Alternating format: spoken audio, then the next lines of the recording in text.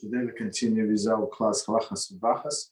This class number 16. We start with what? With Sefer Chafetz Chaim. And today's topic is when listening is loaded. Okay. Not only speaking Lashon Hara is loaded out, not befitting a divine image in which man was created, but to listen to someone else speak. Someone else speaks Lashon Hara is loaded as well. So basically, not only speaking but also listening. So we have to be careful and listen, and even reading when somebody types Lashon Hara. So you're not allowed to read it. Basically, all of the news, all of the other things, not allowed. The Torah states, "Do not accept the false report." Shmos 23:1. The Chafetz Chaim, so listening is one thing, and if he believes this, that's it. Even if he believed what was said, right? The Chafetz Chaim is apparently of the opinion that merely paying attention to Lashon Hara being spoken constitute giving it some degree of credence, and is in violation of this prohibition. So basically, if person is continually listening to this this whatever somebody is saying, so he gives credence. So he said maybe it is true. Let him finish. I want to hear how did it end. Right? How did it end? So that's the thing. So, but if he protests, for example, somebody added me or invited me to a group, and in WhatsApp, and first it's appear kosher. I mean, the person who invited me, it was a trick. So after, I don't know, like 20 seconds, I saw it's not kosher. I have no right to be there. So I left. That's it. So, but if a person would see what else they're going to say, there is big possibility he's going to, this probability that he's going to believe whatever they say. That's pure Lashon Hara, disgusting of the disgusting. Just it is wrong to select the shortcomings of others as a subject matter for one's own speech. So too, it is wrong for one to focus his attention on negativity being expressed by others. So let me read again, and we're going to explain because it's amazing. Just it is wrong to select the shortcomings of others as a subject matter of one's own speech. So too, it is wrong for one to focus his attention on negativity being expressed by the others. So people like to hear other people speak some negativities. Okay, so it's wrong to speak and wrong to listen. Just it is wrong to cause harm to others by way of speech, so too is it wrong to serve as a listener as potential harmful information being conveyed. Right, so basically by us staying and continue listening, we encourage that speaker to continue speaking. Right, if I say, okay, you know what, I'm out, I don't want to listen, just stop, I don't want to listen. So that's different. But if I would try to play a polite person, it's not good, basically. Right, I encourage him to continue. In short, the derogatory or harmful speech should never earn one's attention. So basically, stop it, just cut it right there. Listening to Lashon Hara, even if one does not believe it, is a violation of Torah prohibition. So, okay, you say I'm not going to believe. As you say, believing it's a different story, but still, it is Torah prohibition. Okay, stop here. Question there. Yeah. Yes, please. So I didn't know. So it seems that even if you are only viewing the message that people are sending to between them, it's also forbidden. Of course, it's the same. We just going now. We're going to draw a parallel. Same as it is forbidden to write the message. Right, write the Lashon Hara, or I don't know, or like make any body motions like you say, oh, this guy, or you just say like you go like this, everybody understand that he's annoying, he's not good, he's stupid, he's whatever. You understand? So all of this is forbidden. It's forbidden to write. It's forbidden to speak. It's forbidden to listen. It's forbidden to read. You understand? So all of this news, basically, news 100% Lashon Hara, 100%. So being in a group, WhatsApp group or any social network group where they are doing evil talk is forbidden. Hearing the news. It is forbidden unless you're in a group like one of these Rabbi Reuven's group, when only some people can post messages, like three administrators, whatever they would post clip, some whatever updates, whatever we need to know, and that's it. But when everybody can speak up, like if the group that added to me, it's like fire. They created they created the group maybe I don't know 10 minutes before I joined, right? So I thought it's from whatever important person. So I joined, and it was like they just used his picture, his name. It was not from him. I saw in this 30 seconds, I saw a lot of Lashon Hara. I stopped. I exited the group. You understand? So as we said before, or we did not say before, maybe we did not say, maybe somebody else asked me. So I explained. So if it's not, or we discussed, if it's not a Torah knowledge, why would I want to listen to the opinion? The opinion is wrong, guarantee. So why would I want to spend my life on to listen to the wrong opinions? You understand? So what is going to add to my life? So instead of learning halachos of brachos that we're going to learn now, that can bring me to eternity, I'm going to hear what this lady has to say. You understand? So that's the reason, and Rabbi Reuven's group is not allowed to write. That's according to in one group for subtitles. There is subtitles group that they're allowed to write. But even then, I mean, everybody is supposed to be like on a level. So, I mean, sometimes they write, sometimes they delete. I'm not sure why would you write, send, and delete? Like if it's a big group, like I'm not sure how many people there, like many people. So don't write. Like I posted one message in this group for, I don't know, for all this time. When everybody were introducing themselves, I introduced myself. I never posted any messages.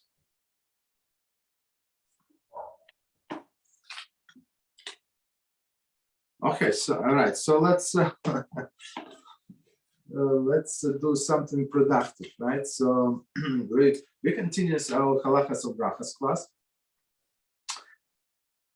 and the topic that we are on, very interesting topic.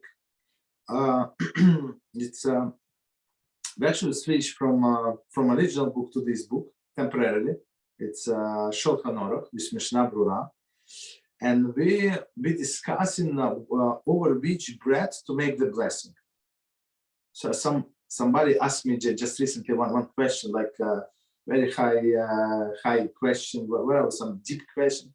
I said, should I learn this or this? I said, I told this person, you should learn over which bread to make the blessing. Start from that. Then you're going to advance to all of this nonsense that you're talking about. Okay, so let's see. Let's admit. Okay. All right. So, 1 second. Sorry. Okay. So continue. So let me read the whole CF and then we go over this commentary. So the CF says very long. If one has in front of him bread baked by a non-Jew, okay, which is a pure flour. So just so I think we said last time, or we did not say last time. So a bread by a non-Jew is allowed if it's a pure bread without any additions. Right, simple bread, simple, the cheapest bread, whatever they have, it's good. Right, it's if you don't have anything to eat, so you're allowed to eat that bread, no problem. Right. But if okay, one more time. If one has in front of him bread baked by a non-Jew, which is a pure flour. So we said last time, we said pure flour. It's a good upgrade, right? Pure flour, and bread baked by a Jew, which is an impure flour. Then if he does not avoid eating bread baked by non-Jew, he may make the blessing over the bread, or over whichever the loaf he pleases. However, if he does avoid eating the bread by a non-Jew, baked by a non-Jew, he should remove it from the table, the bread from the table, the bread that the non-Jew baked from pure flour, until he has made the blessing of hamotzi. If both loaves of bread are lying on the table, and the head of the household does not avoid eating the non-Jewish baked bread, and does not intend to eat Jewish bread, but only non-Jewish bread during the entire meal, because the latter is of pure flour, whereas the members of his household will eat of Jewish baked bread, which is of the impure flour, he must perform the breaking of the bread with the pure bread, which was baked by a non-Jew. This is because he is the one who breaks the bread and only intends to eat of that bread. If the head of the household avoids eating bread baked by a non-Jew, and a Jew who does not avoid this is deeming this is dining with him at the table, then since the mitzvah is incumbent upon the hand of the household, he may perform breaking of the bread with a superior quality loaf, of which was baked by a non-Jew. If then he is then permitted to eat a non-Jewish bread during the entire meal, since it was permitted for him to perform the breaking of the bread with it and eat it following the blessing of hamotzi. Gloss is remark. This only applies if the bread of bread that a non-Jew baked appeals to him. But if it does not appeal to him, then quite apart from the question of the prohibition against eating bread baked by a non-Jew, which is involved, he does not need to give its precedence. Okay, so that was, as I warned, it was very long sieve. So we're going to go from the beginning, and and we're going to explain what it says here. So before learning deep stuff, try to understand blessing over the bread. So people think like blessing over the bread is a hamotzi. It's not so easy. Okay. So continue. I mean, from the beginning. If one has in front of him bread baked by a non-Jew, which is of pure flour, and bread made by a Jew, which is a impure flour. Okay. So that's our situation. So as we said last time, of course, the bread from pure flour has a precedence if it's the same species. Okay. So let's see. Mishnah Brura says, bread baked by a non-Jew, which of pure flour. However, if two loaves are equal quality, it is a self-understood that Jewish bread has priority for the blessing to be made over it. Okay. So now Shulchan Aruch brings the case to us when the non-Jewish bread is better quality than Jewish bread. Okay, Mishnah Brura adds the different situation, right? If they're of the same quality, there is no question you have to do the blessing on the Jewish bread. Okay. So from the beginning, if one has in front of him bread baked by a non-Jew, which is of pure flour, and bread baked by a Jew, which is impure flour, then if he does not avoid eating bread baked by a non-Jew, he may make the blessing over whichever loaves he pleases.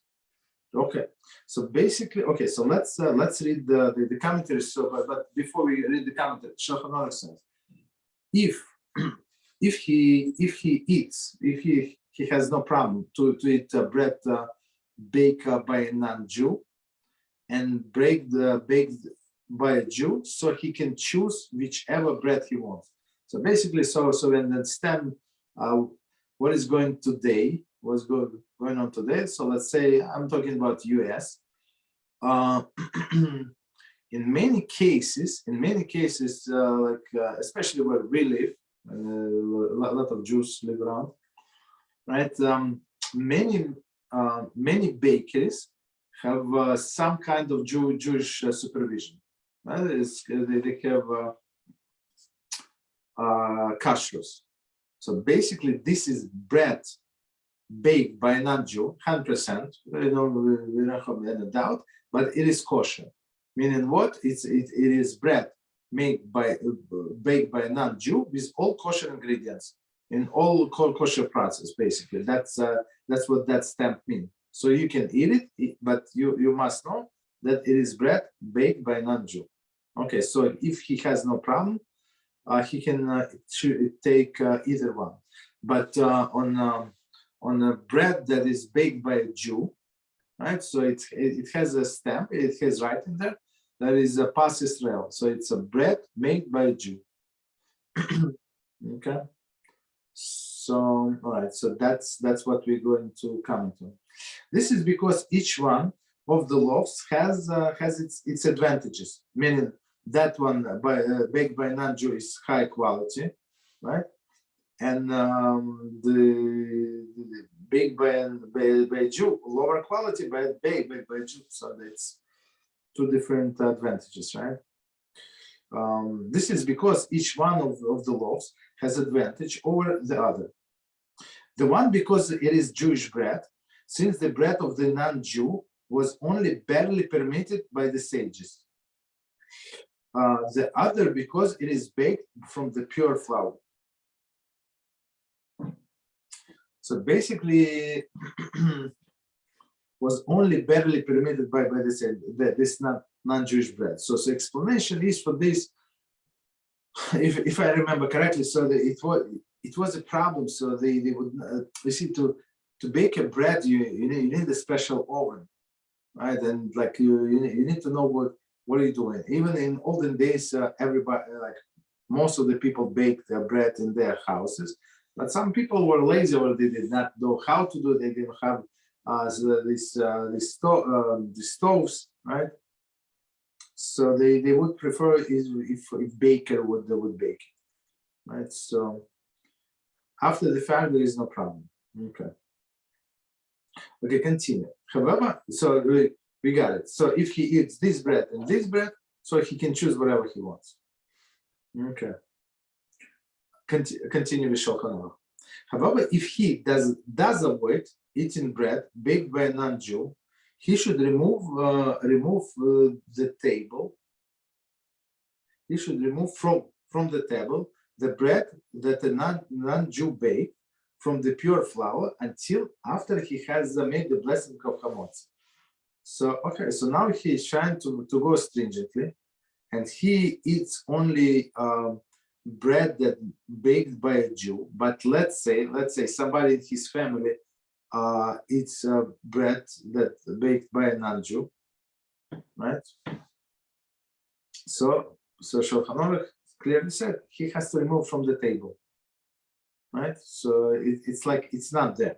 So in this case, he would have only one choice to make a blessing on bread made by a Jew. I have several questions now. Go ahead. So what does it mean, a bread without any additional ingredients? So usually bread, the cheapest bread, right? So it would be from rye flour or from wheat, right? Flour, pure flour, plus salt and maybe sometimes they add a little sugar, salt, sugar, and they add yeast. That's it. That's all the ingredients are kosher. You understand? But when they started making all of this other breads, sometimes they would put pork in there because it would taste better. So that in Brooklyn, for example, it won't be a problem. But here where I live, there is no kosher bakery, so I am allowed to buy. But cheap, like regular bread, without any addition, without any like things, it would be permitted. And how is if you look, flour, it's very cheap compared to other products, right? So if it's a cheaper bread, you can assume that there's no addition. Once you go like this fancy schmancy bread, that's you might suspect that added something. I mean, why would it be more money? You understand? I having a doubt here with the leaven. I don't know how to say the leaven. So what kind of leaven would be allowed for a bread, baked by non-Jew? No, any bread. No. In all of the breads, they add yeast. So yeast is an ingredient that make the bread rise. So in all of the breads, they have yeast. So basically, I am allowed to go to the bakery and buy bread, common bread, without anything. Yeah. Simple bread, yes. Because I was thinking that the bread without any additional ingredients was flour and water, only that. Exactly. And salt, and yeast. That's it. Yeah, that's it. So you can, if you have a bakery, let's say small bakery, when they bake right there, not from a big company, but from small bakery, you can come into the store and ask them what is inside. How do you bake it?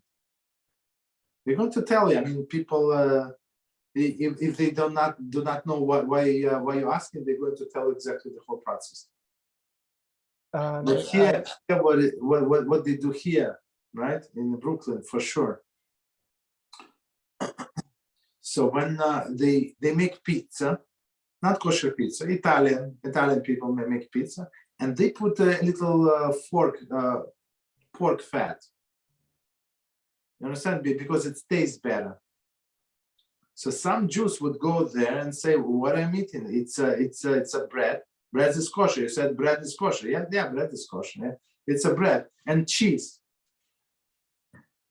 Cheese came from a cow. Cow is kosher, right? So cheese is kosher. No, cheese is not kosher from non-Jews, and plus this pork. So some things, I mean, many things we cannot assume that it is like in olden days. In olden days, everything was simple, right? Simple ingredients. But today there is a lot of processed food, and they add some things. But this bread, it's flour and water mostly.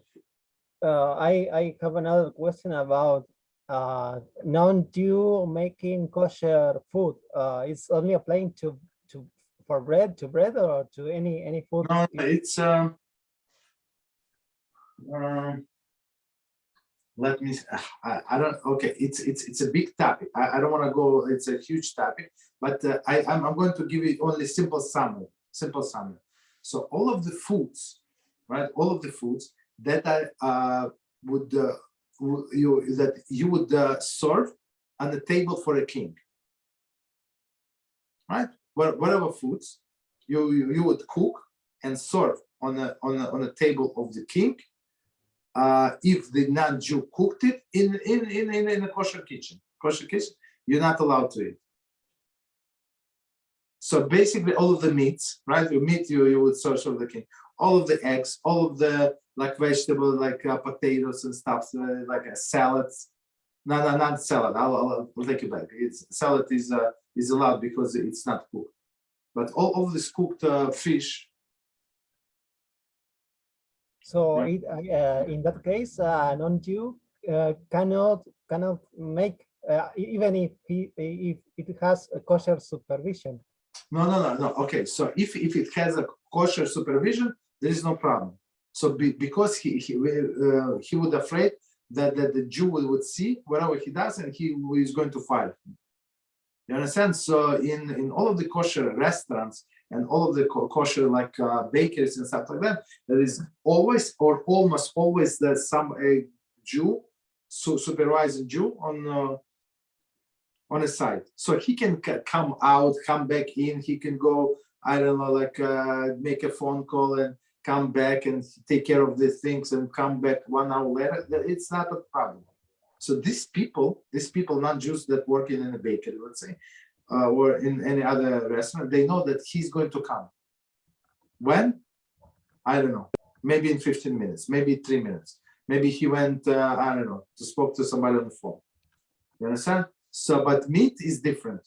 So with meat, if they have meat restaurant, you must have Jew all the time for supervision. Yes. Another way of asking this would be, is a non-Jew allowed to be hired as a cook by a Jew in a kosher restaurant? Yes, yeah, absolutely. So in most of the restaurants here where we live, all of the people in the kitchen, they're non-Jews. But Jew must supervise whatever they do. So he must see the ingredients. He must start the fire, right? But that's according to Ashkenazic tradition. According to Sephardic tradition, all of the cooks must be Jews. So I apologize, I didn't say that. Yes. So that's much. In this case, it's much stringent. In Ashkenazic tradition, they say if Jew participated in the cooking, if it was without meat, there is no problem. He started the stove and he went and he came back, and they know, and they never know when he's going to come back. That's good enough. You understand? So that's the summary. But it's not our subject. I don't want to go too deep inside. But BeEzrat HaShem, I'm planning to cover the subject. And how is the blessing of the bread made? I mean, because I'm having doubts when I made the blessing on bread, if using the name or using holy names to say the holy name. Adoy, we say Adoy, of course. If you say the name, it would be invalid. Adoy, yes. Mm-hmm. If you say if you say Hashem, it would be invalid, the blessing on the bread? Yes, it would be invalid, yes. Oh, I didn't know that. Yeah, because that's not what our Chazal instituted. They did not say Hashem. So if we learn in the class, so in the class, I'm not going to say the whole blessing. You understand? But I must tell you the blessing, so you know what I'm talking about. So I would say Hashem, and I would say another name. I would mispronounce one letter. Instead of hey, I'm going to say K. But it's good enough. You understand what I'm talking about. But when I'm making the blessing before eating bread or doing any other mitzvahs, I'm going to pronounce properly. Of course. So it would be for any type of food, it would be nullified if you say Hashem instead of the. Yes. It's yeah. It's not how our sages instituted. Okay, you're welcome. Okay, so the question is, so one more time, let's go to the Shulchan Aruch. So we said that if that person does not eat non-Jewish bread, okay, he wants to go stringently, and there is a non-Jewish bread on the table, he should remove the non-Jewish bread, as we said, from the table and make the blessing on the Jewish bread. That's it. So let's see what Mishnah Berurah is going to say. He said, this ruling originates from the words of Tsar of Kusi, okay, who was afraid that if it would be left lying on a table, it would appeal to him more than a Jewish law. When he came to make the blessing, since it is bread baked from a pure flour, and he might therefore have to make the blessing over it for that reason. So here's this Tsar of Kosi. Okay, so basically his concern was, the question is why do Shulchan Aruch said that that I have to remove this non-Jewish bread. Okay, if we just said it, it's only for the people who do not eat the non-Jewish bread. So what's the problem?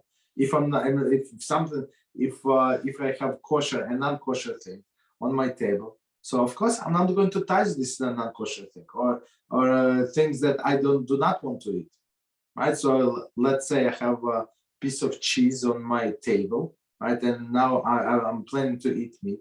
I'm not going to touch cheese. I don't have to remove from the table. You understand? So it's a good question. So they say, okay, yeah, of course, he usually does not eat this bread baked made by non-Jew, but now maybe he's going to wash his hands, come back to the table, and this bread from the pure flour looks much better.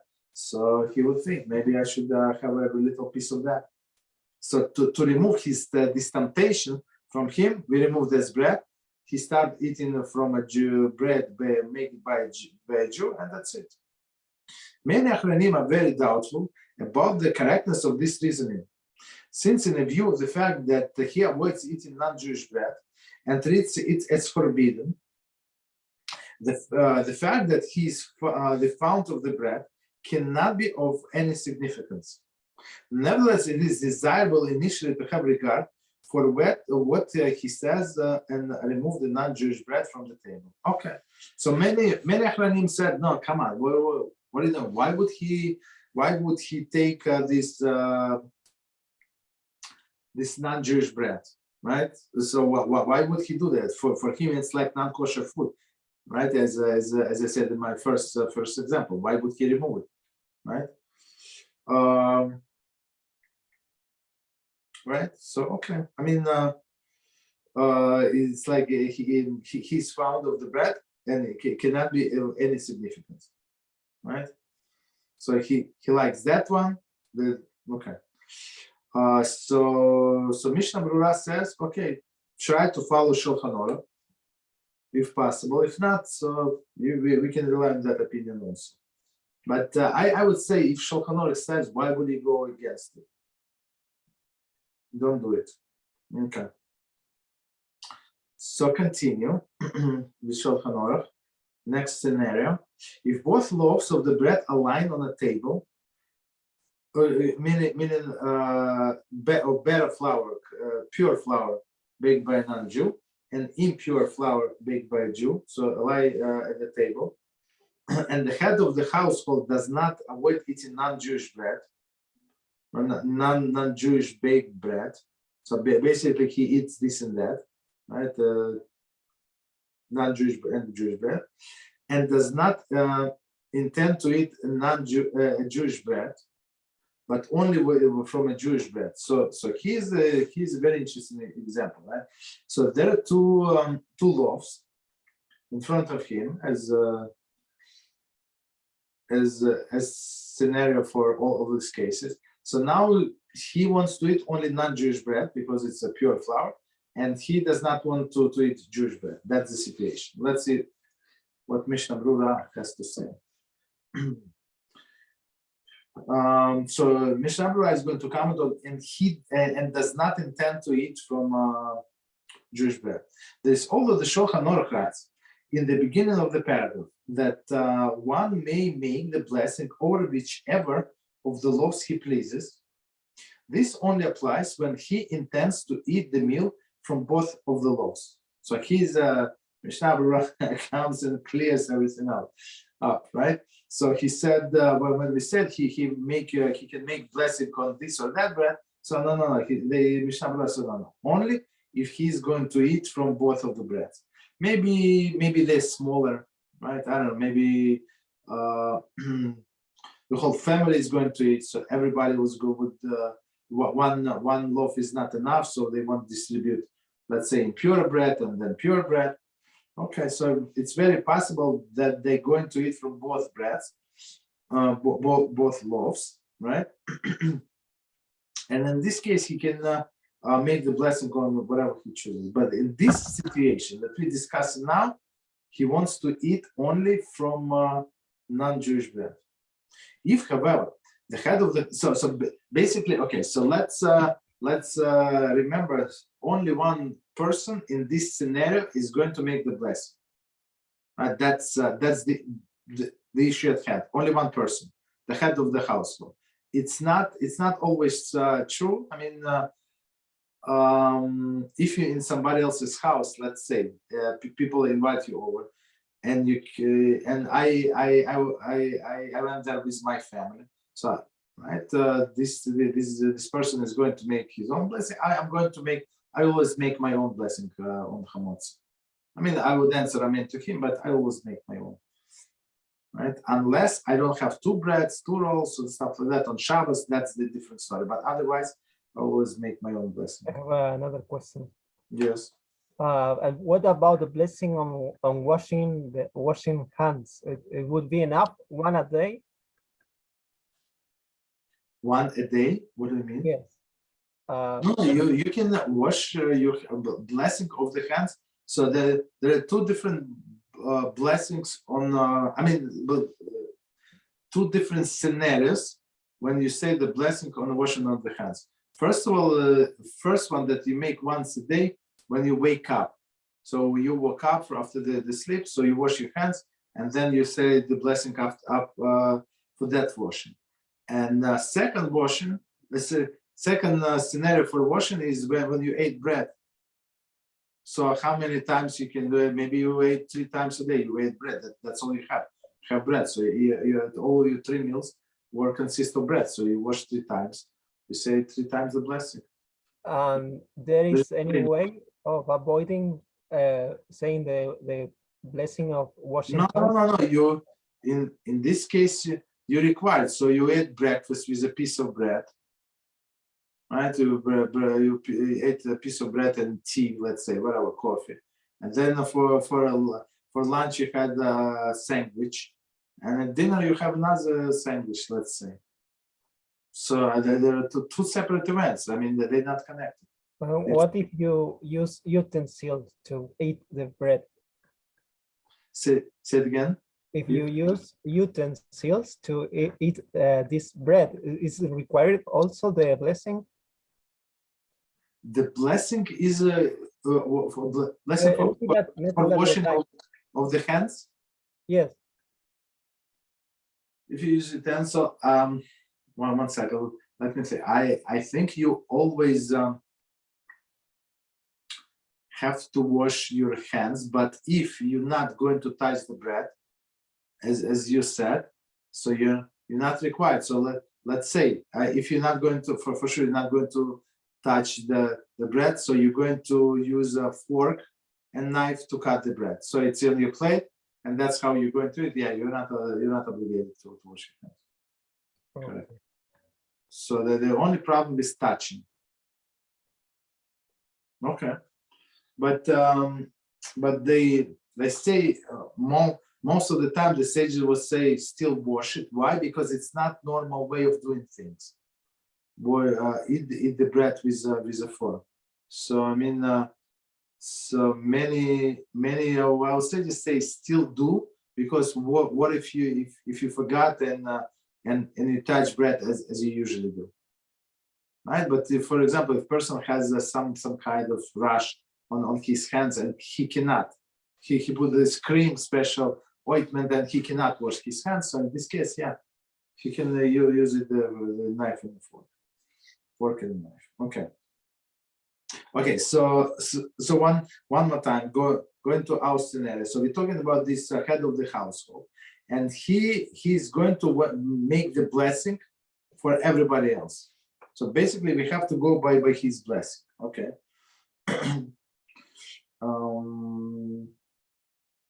Okay, and he does not intend to eat from bread baked by a Jew. So let's see the Mishnah Torah. There is also the Shulchan Aruch writes in its beginning of the paragraph that he may make the blessing over whichever loaves he pleases. This only applies when he intends to eat the meal from both loaves. Okay, we said that.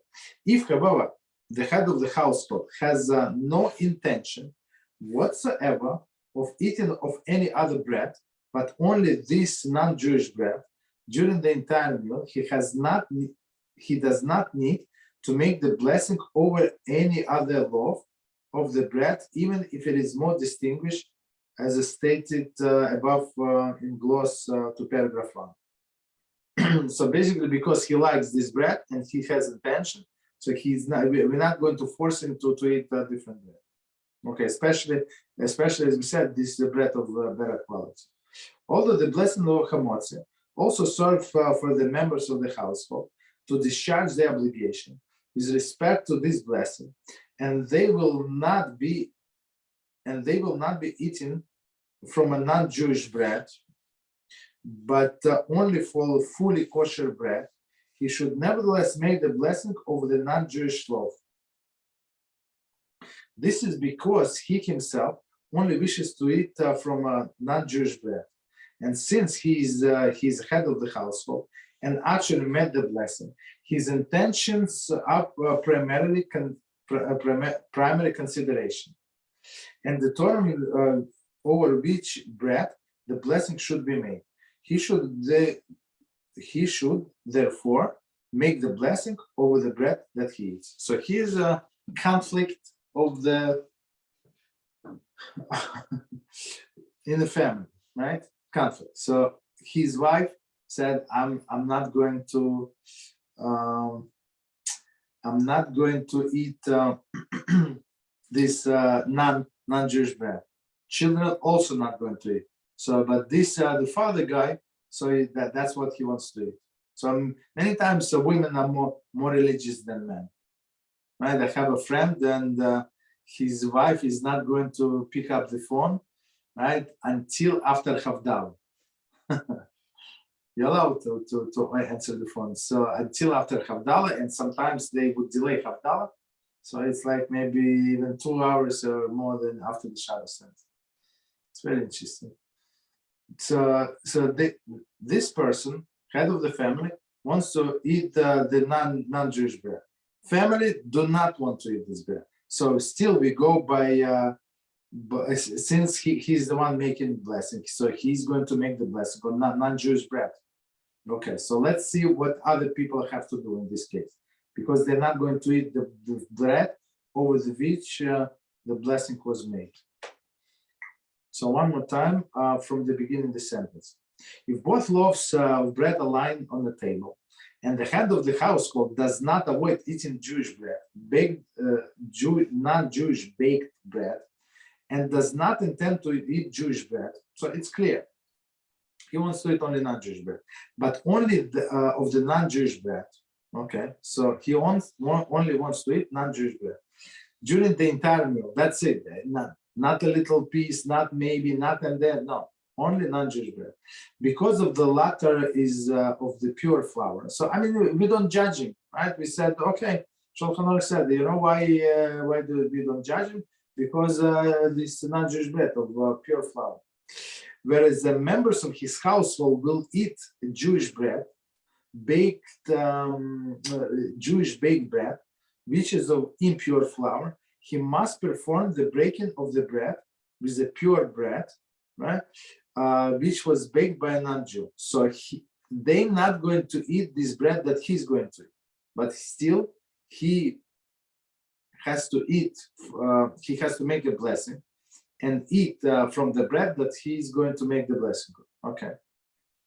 This is because he's the one who breaks the bread and he only intends to eat of that bread. So he has no intention to eat from another bread. So okay, so he makes the blessing only on that bread. Okay, so continue. So now we have to understand what the family has to do. Continue. Okay, there's no more Mishnah Berurah. Continue. If the head of the household. So if any question, if any doubts, they just stop me and we're going to go about the situation. But I try to explain to make it clear. Okay. If the head of the household avoids eating bread baked by a non-Jew, so here's the opposite, right? And a Jew who does not avoid this is dining with him at the table, then since the mitzvah is incumbent upon the head of the household, so now the scenario is different, right? Now so it's very interesting. So he said now the head of the household does not eat the bread. So he's a more frumer guy, right? More religious guy. So he does. Even the has avoid. So he does not eat the bread baked by a non-Jew, but he dines his guest. Actually wants to eat that bread, better bread, right? That baked by a non-Jew, right? So, but then since the mitzvah incumbent upon the head of the family, meaning they make the blessing, he may perform the breaking of the bread with a superior quality loaf, which was baked by a non-Jew. I'm not sure why it doesn't say that, but okay, so one more time.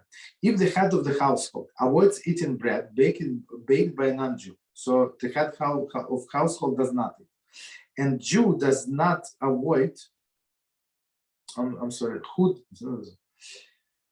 by a non-Jew, and a Jew who does not avoid this, I mean, he would eat the bread being baked by a Jew, by a non-Jew, is dining with him at the table. So here's this from guy has another guest dining with him, and so this guest can eat this bread or that bread, does not care. Then since the mitzvah is incumbent upon the head of the family, he may perform the breaking of the bread, which is superior quality loaf that was baked by a non-Jew. It's not clear why, because we just said that he is trying to avoid. Okay, so let's see the Mishnah Berurah. I think he's going to explain. Mishnah, yeah, go ahead. So I think, according to what I am learning now, that it's almost a mitzvah to break the bread with bare hands. No, it's just expression, breaking the bread. But what tools you must use? Your hands or pitchers? It's up to you, but it's proper to have a knife to cut it. But there are some breads. I don't know what they're like. I think they call lavash, like round bread, and like this thin or this thick. And they when they bake, they put on a side of the oven. They say like old style, like old country style, like round oven, and they would stick it on the sides all around. And then they would take with their hands. Don't ask me like how they not getting burned and stuff like that, but that's what they do. And I said it's very tasty bread. So this bread people usually don't cut with a knife. Usually they rip piece. But I think some Sephardim would rip, but it does not look like you destroy the food. And plus, if I'm guest in somebody's house and we just came, let's say, from outside, and this guy was petting a dog and cat, and he was touching everything, he whatever, right? And now he just washed his hands without soap and anything, right? And then now he's going to rip a piece of bread and give it to me. Come on, I don't want to eat it. You understand? I would prefer if he just cut it without touching the bread and give me the piece. You understand? So now I have this question about materials who are if you touch, you are getting tuma of materials, plastics and metals. What will be? No, there is no tumor. We're not talking about tumor here.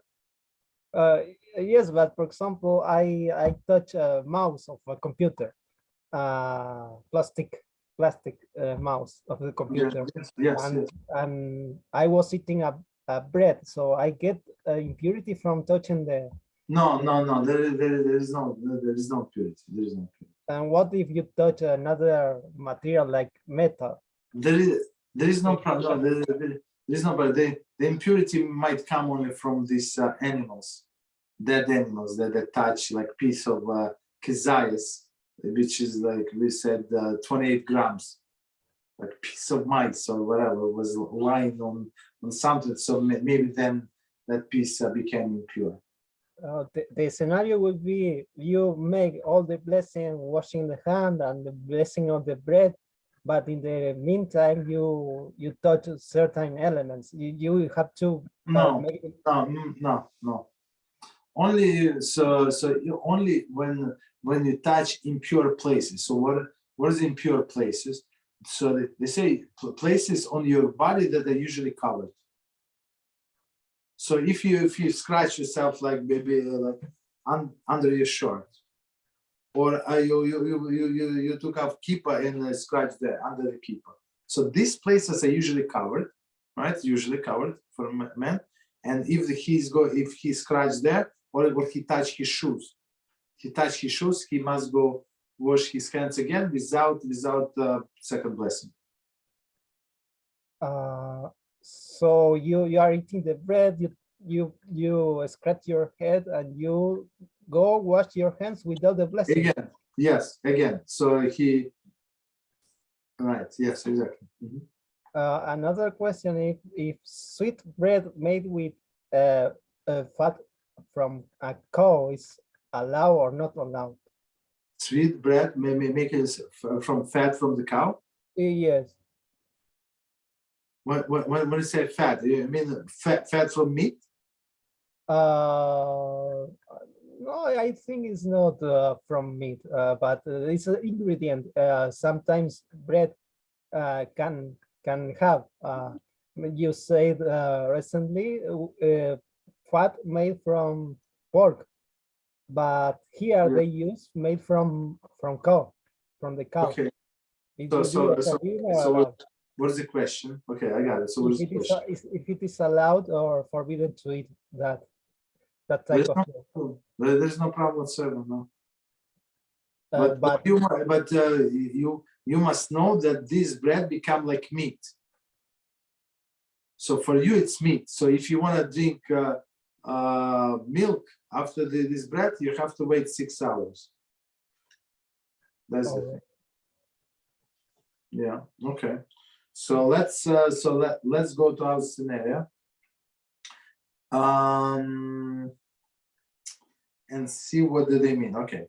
If however the head of the household has no intention whatsoever of eating of any other bread, but only this non-Jewish bread during the entire meal, he does not need to make the blessing over any other loaf of the bread, even if it is more distinguished, as stated in before. Okay. Although his blessing of hamotzi also serves for the members of his household to discharge their obligation with respect to this blessing, and they will not be eaten of from a non-Jewish bread, but from a fully kosher bread.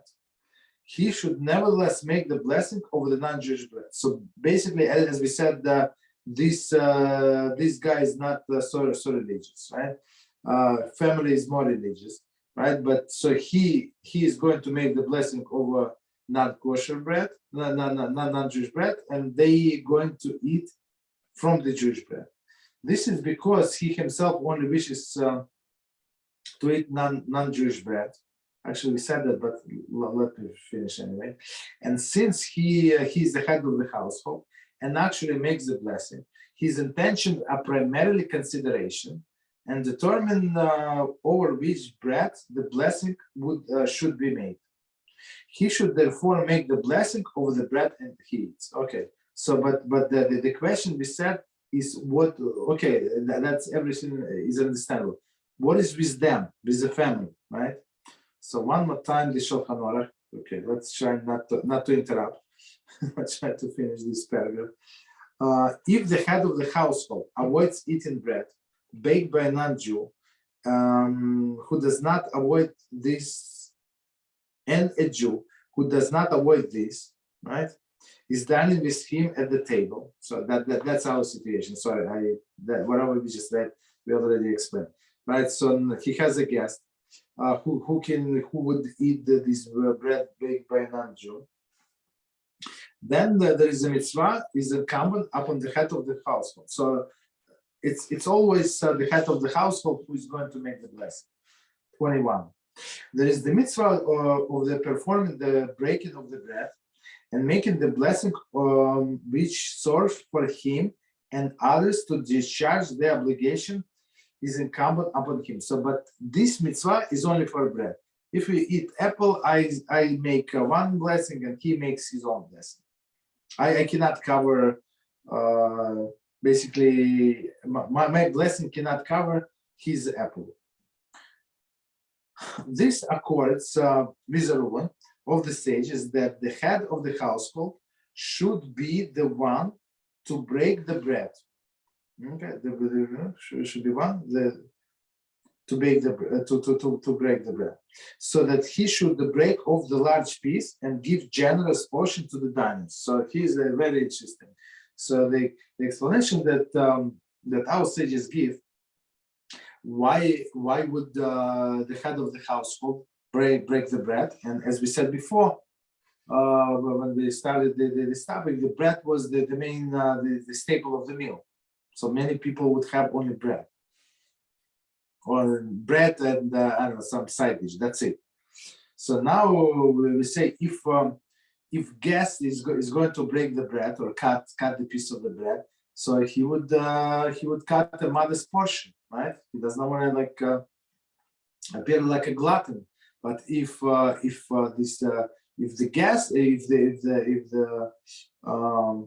host, right, is head of the household, right? If he's going to break the bread, he can cut a bigger portion. That's why we give him the privilege. Since the guest will be eaten from non-Jewish bread, which is superior in quality and pure, the sages also permitted the head of the household to perform the breaking of the bread, which with which non-Jew bread with a non-Jewish bread, out of respect for the guest. So even though usually he avoids doing so, but now for the respect of the guest, he is going to make the blessing and cut or break this non-Jewish bread. When there is no guest present who will be eating from the non-Jewish bread, however, it is not at all permitted for someone who avoids eating the bread baked by a non-Jew to make the blessing over such a bread. So basically, in this case, we are forcing the head of the house. Well, that's why I couldn't understand at the beginning. The logic should be opposite. Because we are forcing the heads of the household in honor of the guest actually to eat even a bread baked by a non-Jew, which he usually avoids. Right? Very interesting. However, if it is not at all permitted, sorry, I mean, he is trying to be careful. It is not at all permitted for someone to avoid the eating bread baked by a non-Jew to make the blessing over such a bread. So if you usually don't eat it. So keep from, right? Such a bread, even though it is superior, and he should remove it from the table before the making of the blessing, as stated above. Meaning, as we stated above, maybe he would have desired to eat from this bread, right? This is in conclusion of the Shach and the Tas in Yorak Deah, section 112. See there. See, Biur Halacha. Okay. Note that this ruling does not appear to be applicable to at all nowadays. Okay, here we go. When it has become customary for everyone to make the blessing hamotzi for himself. Okay, so here we go. But everyone should avoid the blessing over the bread, which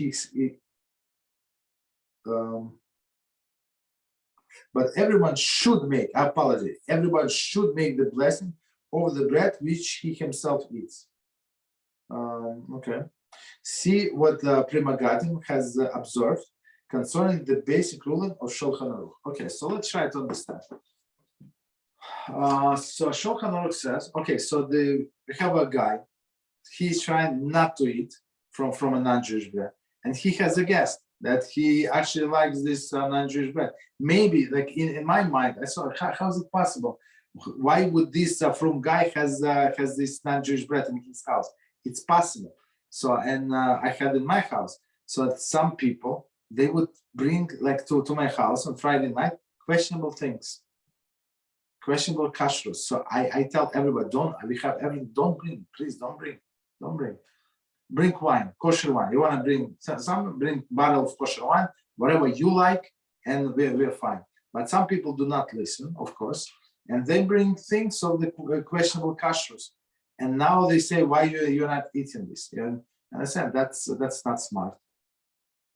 That's not smart thing to do, to put the person, the host, in this situation, right? But let's say, so this guy did not know, and he brought a bread, like some fancy schmancy bread, which is made by a non-Jew, right? Let's say it's kosher. Well, I mean, ingredients are kosher. Even ingredients, even it has stamp of the kashrus, let's say, possible, but it baked by a non-Jew. So Shulchan Aruch says, so in honor of the guest, because he likes that bread, and technically that bread baked in non-Jewish kosher, even though all year round, every day this guy, the host, avoids to eat this non-Jewish bread. So they said break the bread for this guy. I mean, of course he has to eat a little piece at least, and the guest is going to eat. But if Mishnah Berurah said, but if he avoids to eat, if he by himself, he's not allowed to eat that bread. That's it. For him, this bread is not like, it's like non-kosher. You understand? So, but then Mishnah Berurah says today people make their own blessing. But some people, let's say in Sephardic circles, so if you come to somebody over for Shabbos, right? Like Friday night, let's say Friday night, and there are 5 couples, right? 5 families, not couples, but families, right? So the head of the household make kiddush, and that's it. And everybody accepted that kiddush, and that's it, right? So if somebody from one of the guests would start making kiddush, it would be insulted to the host. You understand? It's like I made a kiddush. What, my kiddush not good? I'm not kosher Jew for you. I invited you to my house and made for you all of these dishes. Now you disrespect me? Okay, that's their custom. Ashkenazi custom, no. Everybody, all of the head of the household, make the blessing for their household, right? So for his wife and children, if they came with him, there is no problem. There's nobody get offended because that's what Ashkenazim do. You understand? So, and if you first time came to Sephardic people and they do not know, right? They do not know the laws of Ashkenazim, you have to explain them. So there is no disrespect. I'm going to make my own kiddush, and I'm going to make my own blessing on the bread.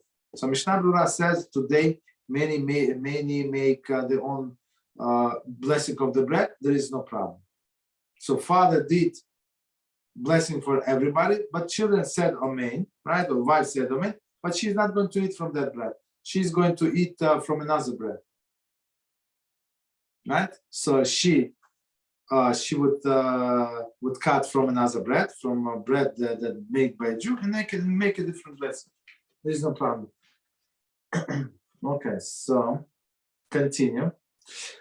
He then permitted to eat from a non-Jewish bread during the entire meal. So it's like leniency that Shulchan Aruch gives him. It's unbelievable.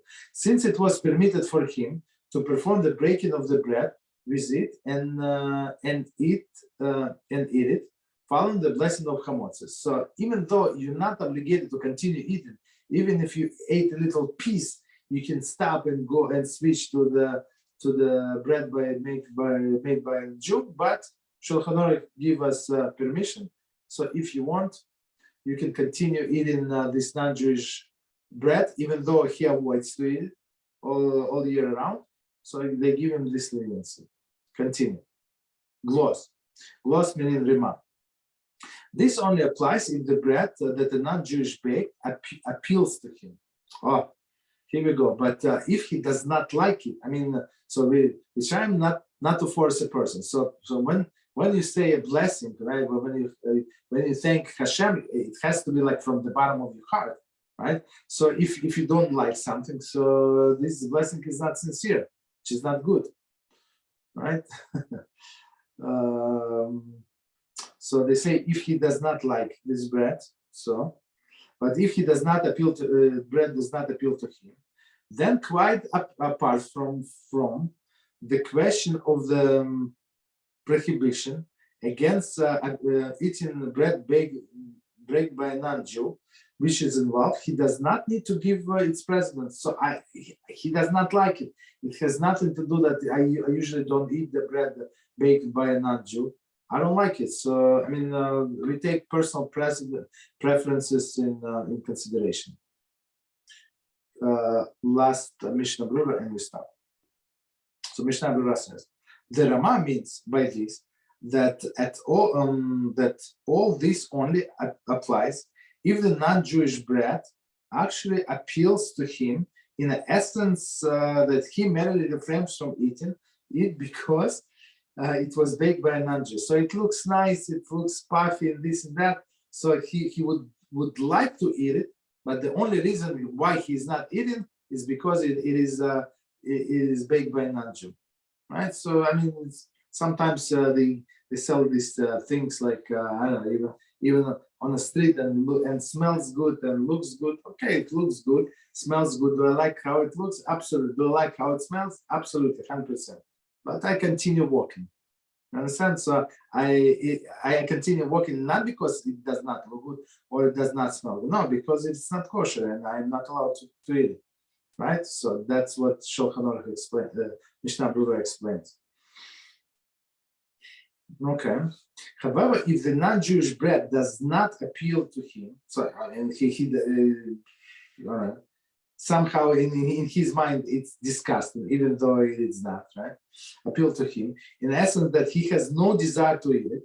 Okay, he does not want to eat it for sure.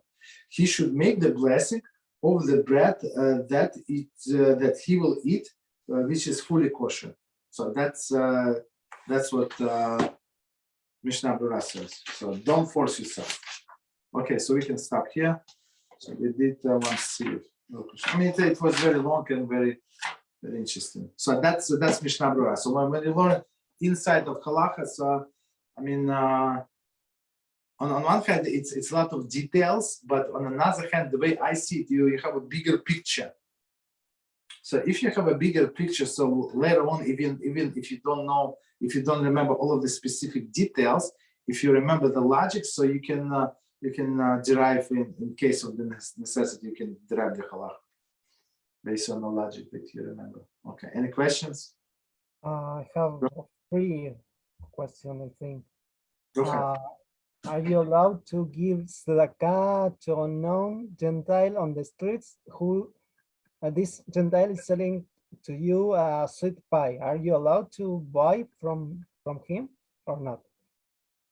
What's that? Buy or just give him tzedakah? Buy. Many people here sell products on the streets, but from unknown origin. But in this case, maybe he's selling a sweet pie, which you know they are made from basic ingredients. You see, the thing is, so when when we said that you're allowed to buy bread baked by a non-Jew, right? So what does it mean? That this person has a kosher, not kosher. He has a commercial bakery. He has commercial bakery, and he does not eat and he does not use milk. So you also have to understand. So you have to check that there is no milk on the premises. Otherwise, if he would use milk, right? So first of all, it is possible that this milk not kosher, right? That we should not drink the milk without Jewish supervision, right? There is one halacha. And second of all, so if he had the added milk in your bread, so your bread became milk. So you cannot eat this bread with your chicken. That's the problem. So, but let's say, if it's simple bakery, they just do bread. No cookies, no pastries, no cakes, only bread. So, and there is no milk on the premises. So you know that they did not cook fish or chicken or pig in this bakery. You understand? Everything they do is making bread. But when you buy from somebody in the street who is, as you said, he's trying to survive. He cooked in his house. So he cooked in this stove. He cooked pork, right? 5 minutes later, he did the bread. And bread, guess what? Smells very good. Right? It smells very good. So that's why commercial baker and private baker and private persons, two separate things. So this guy, he has his own house. In his own house, he's going to eat pork 100%. But in his bakery oven, he's not going to cook pork. That's what we rely on. That he wants to bake only bread. That's his business. So the rule will be not to buy anything. Not to buy. Just give it tzedakah, not buy. Yes, yeah. Give it whatever. Give it a few coins, and that's it. Continue working. Yeah.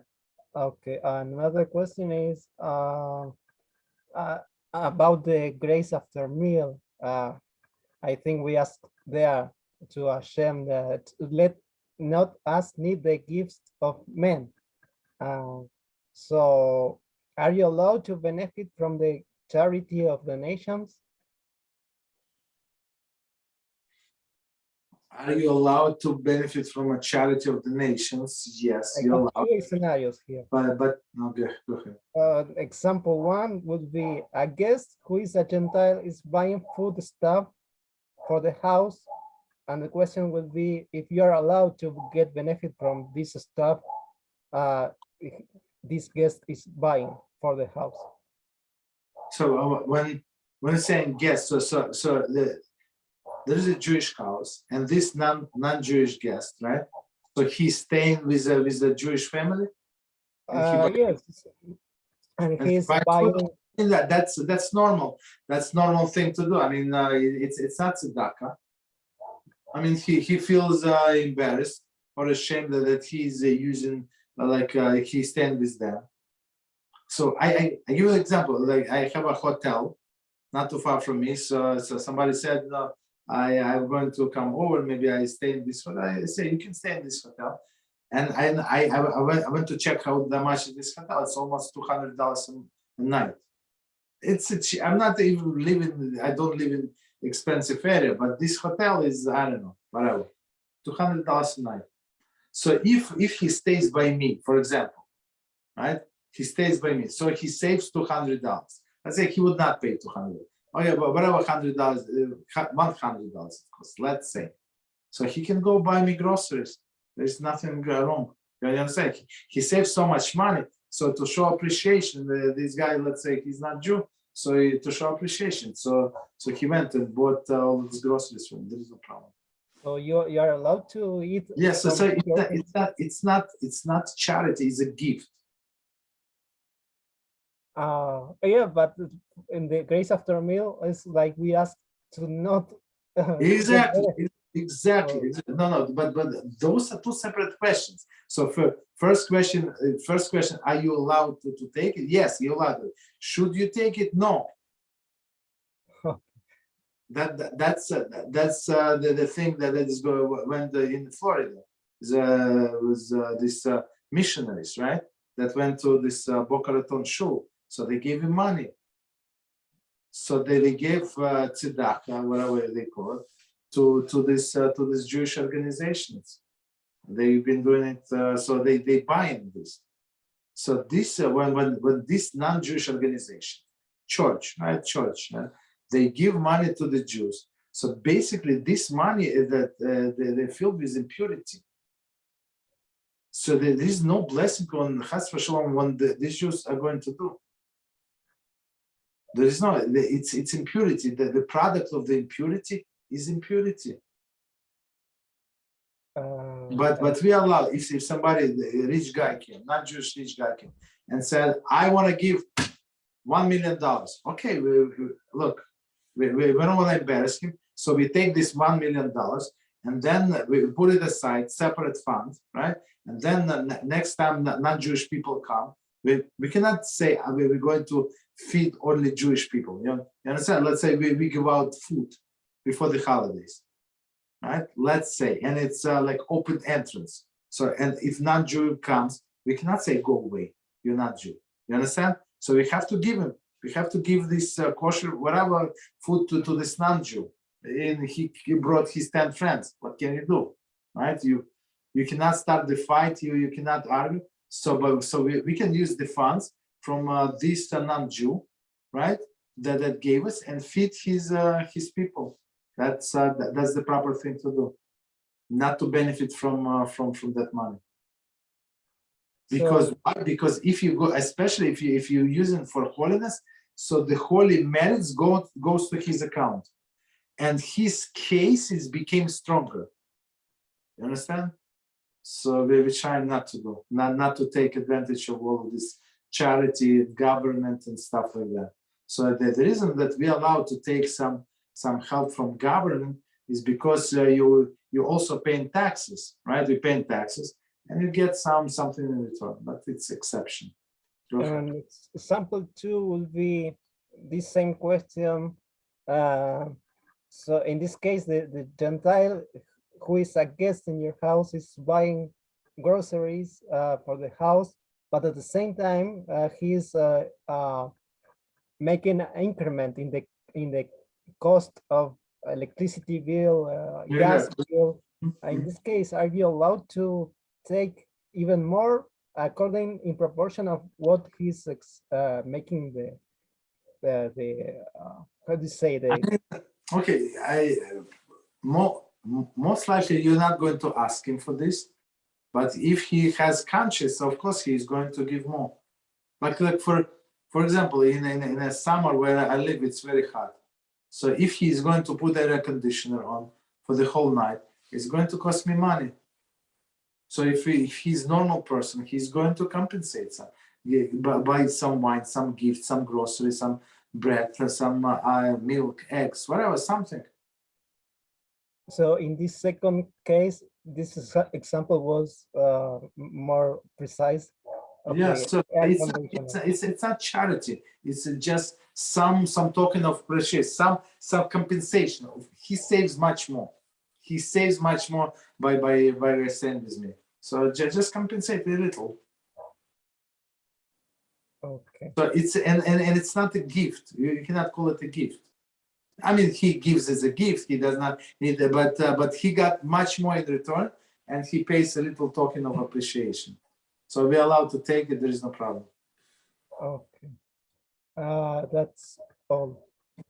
Okay. All right. Thank you very much. So wish everyone good Shabbos, and until Monday, same time. Thank you. Good night. Thank you. Good. Shalom V'chai, everybody. We're back here in the United States after 6 extraordinary weeks in Eretz Yisrael, the Holy Land. We saw extraordinary things there. The beauty of the Kotel, the beauty of the land itself, and of course, the extraordinary beauty of the Chachamim. A huge event where several thousand people showed up to honor the Torah alongside us and also hear the wisdom of Gedolei Hador was what we started the trip with. But along the next several weeks, we got to meet many other Chachamim, spoke in many different places, kollels, yeshivot, batei knesset, and we got to see some of the most extraordinary things I've ever seen in my life. But one of the things that we did see that is not as exactly as exciting is the spiritual poverty that's in Eretz Yisrael in certain places. Places like Tel Aviv, places that people are walking the streets without having a concept of what modesty is, without having a concept of who the God of Israel is, without even having a concept that the fact that they're stepping on holy ground. These are our holy brothers and sisters that we've dedicated our life to help, to get them closer to HaKadosh Baruch Hu. And one of the things that we're doing in the United States, in Australia, in Canada, in England, and many other places around the world. Baruch Hashem, we've succeeded in doing it. But one of the other things that we did see is also that there's a material poverty. A material poverty is simply so abundant, so extraordinary that it breaks your heart. We're sitting in our house when the next door neighbor decided to pass by to say hello, and while they were saying hello, they asked us if we have any extra toys because they simply couldn't afford to buy their kids any toys. Of course, my kids gave them their toys, and Baruch Hashem, we got to fulfill the mitzvah. But there are thousands upon thousands of these types of families. Families of Chachamim, families of tzaddikim that simply have poverty as a standard way of living. These are the types of families that we've dedicated our lives to help as well. Over the last few years, we've helped tens of thousands of people to feed them during the holidays, to get them toys, to get them clothes, to get them beds, to get them whatever we possibly can. During this trip, we also lost a very dear friend, one of our partners in the distribution, a very dear friend of ours, Giveret Ital, that really dedicated her life to helping Am Yisrael. We're going to miss her, but as a dedication to her, as a dedication for Klal Yisrael, and as another way to honor our Kadosh Baruch Hu, we're continuing to do our food distribution as well as our spiritual distribution. We need your help. This time of the year is Rosh Hashanah, Yom Kippur, Sukkot, the high holidays. These are the times where most people donate the most of their money during this time of the year because they need the righteous judgment. They need the good judgment. They need to be blessed with a new child, with financial success, with a health miracle, with all types of issues. And Baruch Hashem, people know that the blessings of the Mizakei Rabim, people that have dedicated their life to helping Am Yisrael, those blessings get a special VIP treatment in Shamayim. Over the years, we've had many people tell us how each and every single one of their blessings that they received from us was fulfilled during that year. And as a result of their donations, they got many, many more folds of blessings than they could ever imagine. Please, partner with us during this time of the year. Be generous and also be understanding that this is the time where every single one of us gets judged and every one of us needs a little help. If we help HaKadosh Baruch Hu's children, spiritually and materially, there is no doubt in my mind that HaKadosh Baruch Hu will also help us as well. Thank you very much for all of your support over the years. May Hashem continue to bless you, and BeEzrat HaShem, we will all have a Shana Tova. ידידיי ואהוביי, אחיי ואחיותיי היקרים. אם שמתם לב, ארגון בעזרת השם פעיל במשך כל השנה. הפעילות שלו מתבצעת במישור הגשמי והרוחני. זאת אומרת, לדאוג לאחינו בית ישראל, גם לנשמה וגם לגוף. ישנם אנשים שעניים בתורה.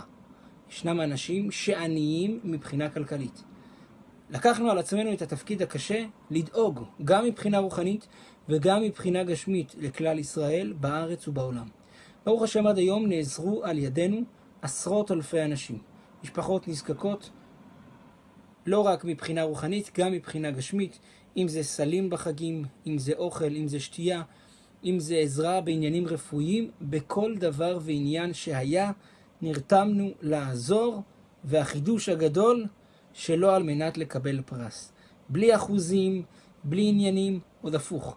ראשי הארגון באים ותורמים מכספם את כל מה שצריך כדי לבוא ולעזור לעם ישראל.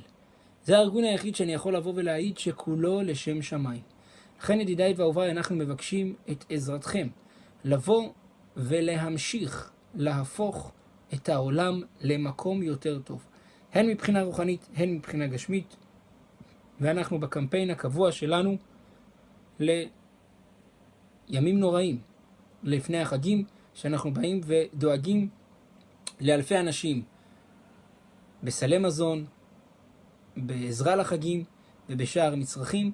לצורך זה פתחנו בקמפיין גיוס המונים של עזרה לנזקקים, ועוד קמפיין של תמיכה כללית בפעילות הארגון שנלחם במשך כל השנה בכוחות הרע, בעניינים של כפירה, בהפצת תורה ויהדות.